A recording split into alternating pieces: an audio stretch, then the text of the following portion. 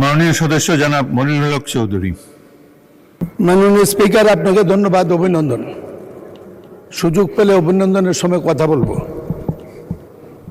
এই প্রশ্নটি অত্যাধিক গুরুত্বপূর্ণ, সেই কারণেই সম্পূরক প্রশ্নে দাঁড়িয়েছি।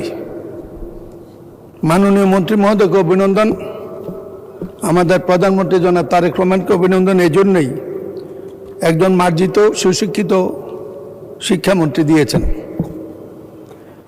মাননীয় স্পিকার, বিগত দিনে বিশেষ করে গত 15-17 বছরে দেশের সব কিছুই ধ্বংস হয়ে গেছে। সবচেয়ে ধ্বংস হয়েছে শিক্ষা ব্যবস্থা। শিক্ষা বলতে কুশিক্ষায় পরিণত হয়েছে। প্রাতিষ্ঠানিক দিক থেকে একথা আমি স্বীকার করব, প্রাথমিক শিক্ষা উন্নয়নের জন্য প্রতি গ্রামে সুন্দর সুন্দর স্কুল হয়েছে, যেটাতে একটা কলেজ চলতে পারে। এলজিডি এই ক্ষেত্রে সফল হয়েছে, কিন্তু শিক্ষা ব্যবস্থা উদয় হয়ে গেছে। মাননীয় স্পিকার, উদয় হয়ে গেছে। সকালে আমি উঠি, আমি মনে মনে বলি সারাদিন আমি যেন ভালো হয়ে চলি।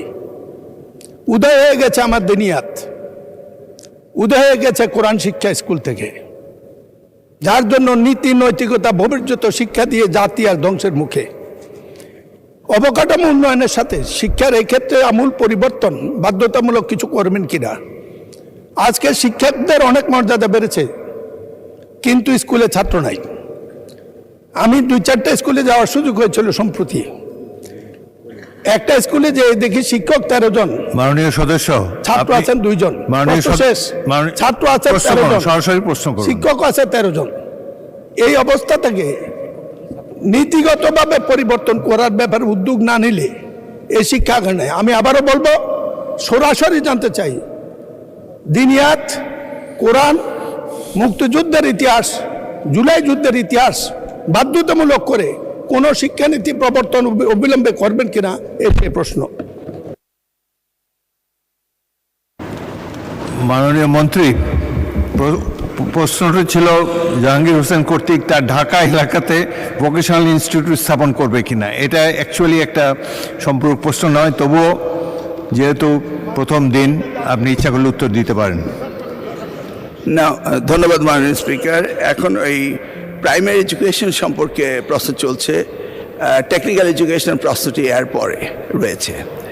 মাননীয় স্পিকার, আমি ধন্যবাদ জানাই মাননীয় সংসদ সদস্যকে।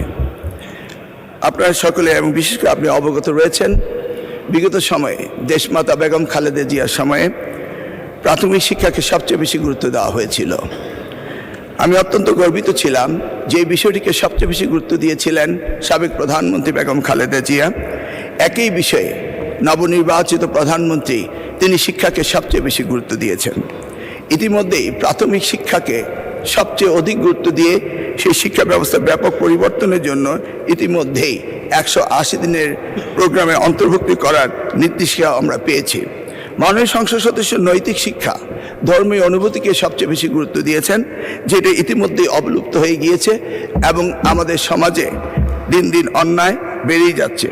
সেই জন্য আমাদের মন্ত্রণালয় থেকে ইতিমধ্যেই 9000 ধর্মীয় শিক্ষক নিয়োগের একটি বিষয় বিবেচনা করার রয়েছে। তবে প্রসঙ্গ রয়েছে কওমি শিক্ষার্থীদের সার্টিফিকেট এবং সেই জায়গায় তারা কারিয়ানা শিক্ষক। অপরদিকে মাদ্রাসা শিক্ষা ব্যবস্থায় কারিয়ানা সাবজেক্টটি নেই বিধায় আমরা এই বিষয়ে একটি জটিলতা হচ্ছে। তা আমরা আশা করছি অতি শীঘ্রই আমরা এই সার্টিফিকেটের বিষয়গুলো সমাধান করে কারিয়ানা যারা পাশ করেছেন তাদেরকে আমরা এই 9000 ধর্মীয় শিক্ষক অর্থাৎ ইসলামী শিক্ষকের ব্যবস্থা করা হবে বলে আমরা সিদ্ধান্ত নিচ্ছি। ইতিমধ্যে আমরা ধর্মীয় শিক্ষা বলতে শুধু ইসলামিক শিক্ষা সেটা নয়, সব ধর্মেরই অনুভূতিকে আমরা প্রাধান্য দিয়ে আমরা কাজ এগিয়ে নিয়ে যাচ্ছি। মাননীয় সংসদ সদস্যকে অশেষ ধন্যবাদ।